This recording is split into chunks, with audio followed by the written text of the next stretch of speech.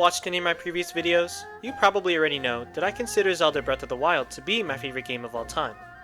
And that's a sentiment a lot of people seem to share with me, with it now being widely considered one of the greatest games of all time. And when Tears of the Kingdom was announced, I realized that the developers were now given the monumental task of creating something even better. So, imagine my surprise when, upon release, I realized that the game almost managed to reach these impossible standards. Almost. Now, don't get me wrong, I think Tears is a really good game. But unfortunately, I just don't think it was able to reach the insane expectations that it was given. And Tears hasn't been the only disappointing sequel to come out in recent times. In an era where it seems like practically anything with success is eventually given a sequel, there's probably been more of these types of games over these past couple of years than any other period of gaming. Inevitably, however, with more successes, there also comes a greater amount of flops as well. But when you stop and think about it, shouldn't a sequel inherently be an improvement from the original? Advances in technology, a greater understanding of the intended audience, and just generally more experience should theoretically allow a sequel to be better than whatever came before it. So, I've been wondering, why do some of these games actually seem worse than their predecessors?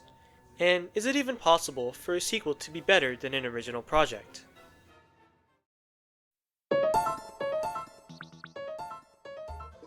Usually, I think of sequels as having three different types of stories: spin-offs, direct continuations, and what I like to call unplanned sequels. In terms of spin-offs, these are the types of games that veer pretty far off from the original, something like Silksong or Persona.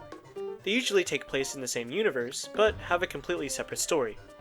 On the other hand, direct continuations are games that continue the exact same storyline. They're usually part of a larger plot that was originally mapped out when the first game was created, so series like Kingdom Come Deliverance or Mass Effect. But those aren't the kind of games that I want to talk about today. Instead, I think Tears falls into the category of unplanned sequels. These kinds of games feel kind of detached from the original story, sort of like with spin-offs, but treated like it's a direct continuation. Instead, the narrative is usually expanded upon well after all of the plotlines are closed off from the previous story, which makes them much more difficult to accomplish correctly. Probably one of the best examples of this is with the Bioshock series. The original Bioshock is known to have one of the deepest and cleanest stories in gaming, and has some of the best world building and plot twists throughout video games. However, although still great games, its sequels, especially Bioshock Infinite, are riddled with retcons, contradictions, and plot holes. Without trying to spoil too much, a lot of the things set up in the original Bioshock, such as the motivation for important characters like Fontaine and even the main character Jack, are revisited and changed in future iterations. This can even be seen in the world building too. While initially, the fall of Rapture was stated to be due to human greed and hubris, but it's then shown to be intentionally caused by other influences later on. It really undermines a lot of what was set up in the original story, and basically ruins the credibility of everything that happened in the first Bioshock's narrative. And this kind of thing happens for a lot of these unplanned sequels, Tears of the Kingdom included. Just a quick recap, the plot of Tears centers around Link in his journey to discover what happened to the lost Princess Zelda, and to also somehow find a way to defeat the newly freed Ganondorf. And honestly, I was pretty disappointed with this kind of premise. Now I know, this is a pretty tried and true narrative for a Zelda game, but at the same time, it never really impressed me with anything. First of all, I felt there could have been a lot more improvement regarding the characters, both new and old. Just like it was for Bioshock, Tears also found it difficult to continue to develop characters who have already grown. Characters like Zelda, the Champions, and even Link all received arcs that fully fleshed out who they were as characters in Breath of the Wild, and it probably made it difficult to have them grow even further throughout Tears, especially considering how they're all written relatively simply. Usually, the way to fix this is to either have these characters undergo large changes within their given character arcs, or introduce new ones and shift the focus to developing them instead. But Tears didn't do either of these things. Every returning character remained fully stagnant, staying exactly as they were at the end of Breath of the Wild. And even the few new characters like Sonia and Rauru weren't given enough depth to their characters, or even the necessary screen time, to be able to impact us players in ways that previous characters were able to. Thankfully, however, I do agree that going for this simple route in the narrative is for the better, as it allowed Tears to avoid a lot of the pitfalls that other sequels fall into.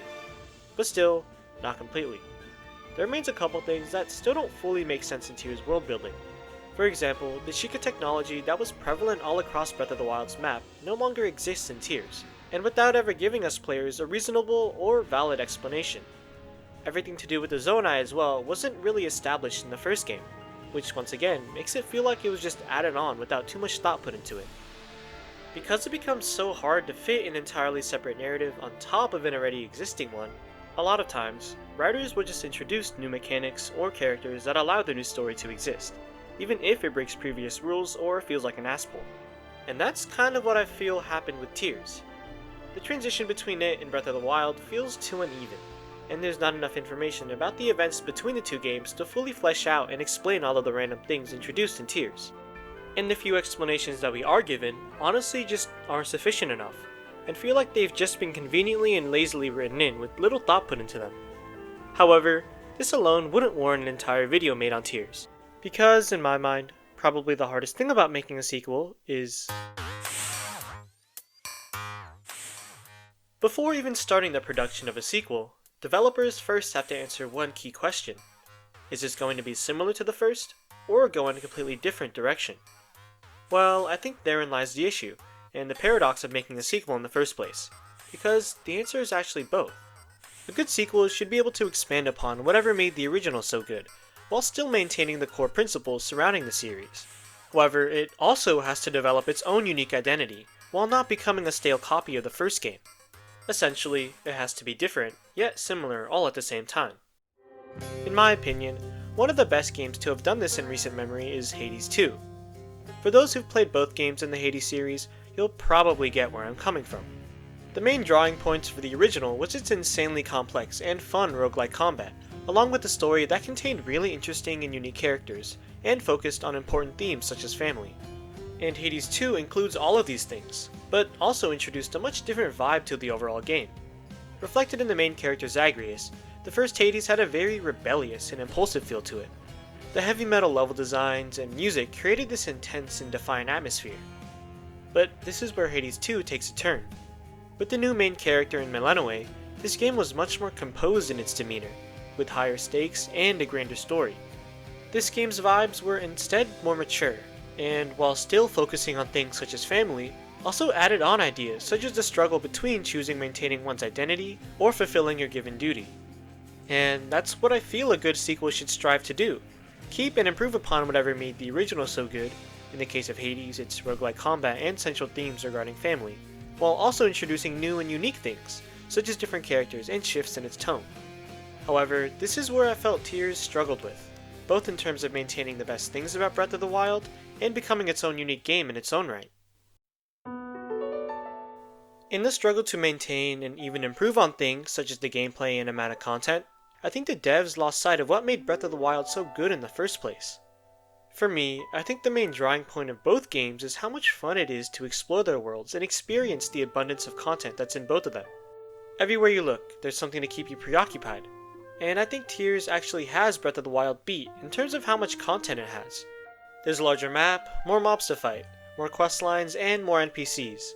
However, and this might sound a bit weird, rather than having more content to play with, and an even larger map to explore, I instead felt kind of constricted when it came to the places I wanted to go, and overall less inclined to just explore and appreciate the world. And although it's pretty hard to exactly pinpoint why, I think in the end this has something to do with how the game was structured. Take for example the improved travel. Thanks to newfound mechanics like Ultra Hand and Skyview Towers, Tears now allows players to fly over large distances rather than just walking or riding a horse. If you wanted to go to a shrine or something like that in the distance, you could just fly and head directly there.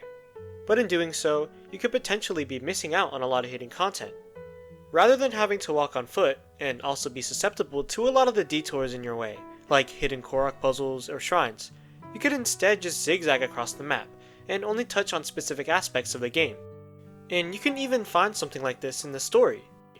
Tears has a more linear way of telling its narrative than Breath of the Wild did, and is a lot more involved with the gameplay. However, it also seemed to prioritize the bigger quests rather than simple exploration, wanting you to focus on aspects of the game that related directly to the story, main quest after main quest, instead of giving you the time to experience other aspects of the game. But in Breath of the Wild, none of these things were really present. While doing a quest, it felt like you were given enough space to breathe, slowly walking, climbing, or swimming to my destination instead of just flying, which left a lot of room for detours. and I never really felt pressured to go and do anything in specific, instead being given the freedom to just wander around, drifting slowly from one thing to the next. And yeah, while it did make the game a lot slower, I found this to actually be a good thing. In this way, the game allowed the smaller features to shine, like the side quests or mob encounters, and emphasized that feeling of pure exploration and freedom, which I think is its biggest strength. But with Tears, I often found myself teleporting across the map, or building a hovercraft and flying directly to my destination, or getting launched into the air by a tower and diving to the place I wanted to go, instead of freely roaming the world. And with the way Tears told its story, I mostly focused on aspects of the game that related directly to the narrative, which left little time for exploration or detours. Just simply exploring and finding the time to appreciate the finer details is what I love so much from Breath of the Wild. But with Tears, it always felt like there was an exact path you needed to follow, with specific things you needed to accomplish before being able to go exploring, and fully be able to experience every amazing thing the game had to offer. I also haven't mentioned the second part of what makes a good sequel, which is how it distinguishes itself from other games in the series. One of the biggest games to come out of last year was Ghost of Yotei. Just like Tears, Yotei came after one of the most beloved and highly acclaimed modern games in Ghost of Tsushima. However, instead of learning from their previous experiences and trying to create something new, the devs for Yotei instead created an almost one-to-one replica. The open world gameplay, combat, and even visuals are all very similar to how it was in Tsushima. Even the story follows essentially the same model of a lone warrior out for revenge, and uses similar themes of vengeance, tradition, and the difficulty between choosing honor and survival. When playing, it never even felt like a true sequel, or even a spin-off, but instead a hollow copy of the original. And although not on the same level, this is also what happened with Tears. But just to preface, I do actually think Tears at least tried to differentiate itself from Breath of the Wild. One of the major parts of the original game was its mysterious and somewhat isolated nature. When playing Breath of the Wild, I had this strange lack of belonging, like Link was never intended to be part of this world, and it would also be a struggle to both uncover the mysteries surrounding the game's world building and also carve a path for myself in this new and foreign place. What's the forgotten history behind this fallen nation? Who or what is this strange calamity that seemingly wiped out all of civilization? Who even are we in the first place? These are all the questions Breath of the Wild forced you to reveal, and it really emphasized that feeling of being dropped into this new and strange world. But in Tears, given that Link is now a fully established face around the map, the game instead went in a different route. This time, it focused on a grander and more dynamic story, with more chaotic gameplay and an overall more urgent tone. However, that's kind of where the effort ends, and I also feel like it never fully committed to this change, still trying to hold on to a few things from the original game without emphasizing the newer things that it offered. Tears and Breath of the Wild, while not completely identical, share a lot of the same game mechanics. The shrines, weapons, characters, and most importantly the map saw very little change between the two games. At its core, the overworld in Tears essentially stayed the same, and although Tears introduced the depths in the Sky Islands, I honestly felt that not enough of an emphasis was placed on them to make a big enough impact. Despite how huge it is, the depths are essentially made like one singular giant biome, rather than a handcrafted and unique whole other world, with repeating structures, mobs, and terrain. This meant that you could essentially experience everything the depths had to offer in the same amount of time it took to fully explore a singular region of the overworld, like the Gerudo Desert or the Death Mountain volcano. The same could be said about the Sky Islands. Most of them all fall into the pattern of either a shrine puzzle, a combat arena, or a travel point, and aside from the starting island or any of the floating dungeons, there's barely ever a need to actually travel to them. Because of this, most of your time is still spent on the main continent of Hyrule, and while it definitely did receive a lot of new changes, it still felt like I was exploring the same exact map as Breath of the Wild. Now, I know it would have been extremely hard to do, but Tears should have been able to make me feel as if I were exploring an entirely new map, instead of a tweaked copy like it is right now. And while you could chalk this up to the game being a sequel, I don't think that that's necessarily a good excuse. Like I said in the beginning, Tears is an unplanned sequel, neither a direct continuation nor a spin-off, which means players didn't necessarily need to experience Breath of the Wild before playing it because of how different its story is. But despite that, Tears should have also been able to appeal to returning players as well. Like a lot of people say, Tears kind of felt like a massive DLC, advertised as a new and improved Breath of the Wild instead of its own new game. Honestly, I do feel as though Tears offers enough new things for it to feel a lot different from Breath of the Wild. But it just never highlighted these changes enough to make me feel like I was playing a new game.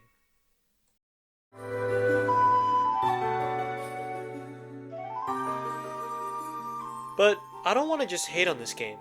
In fact, I still think in many ways it still is an improvement from Breath of the Wild. Just strictly talking about the gameplay, there's already so much to talk about. Not only is there essentially triple the amount of content, with a larger map, more enemies to defeat, NPCs to talk to, and questlines to complete, but the mechanics themselves were also improved. While I don't necessarily think Breath of the Wild's rune abilities were anything bad, outside of the ice one, Cryonis, every single one from Tears is basically a straight upgrade. Ultra Hand is extremely fun, and allows for a new level of creativity which wasn't available in the original game. Fuse as well introduced a much different and fun take on combat, and forced you to be even more strategic in resource management and strategy than originally. Even Rewind and Ascend have their uses, and can be really fun in their own rights. Altogether, this allows for a much better post-game than Breath of the Wild offered, and added multiple new layers to the game, which is corroborated with the fact that there can be so many different ways to solve the various problems and puzzles found throughout Tears' expanded map. I also really appreciated the fact that the developers tried to incorporate Zelda and her impact on the story a lot more than previous games in the series. For being the namesake of the game, Zelda rarely gets too much screen time, but here in Tears, she's right at the forefront of all of the lore and big moments. Although she played a decently large role in Breath of the Wild, a lot of her time was spent learning about Link and the Calamity, and even other characters like the Champions. But in Tears, the entire story essentially revolves around her, and while I think her character development still probably isn't on par with what it was originally in Breath of the Wild, the fact that she shows up basically twice more than in previous games is a win in my book. Thinking back on my experience with Breath of the Wild, I now remember that it was pretty much the first video game that I ever played.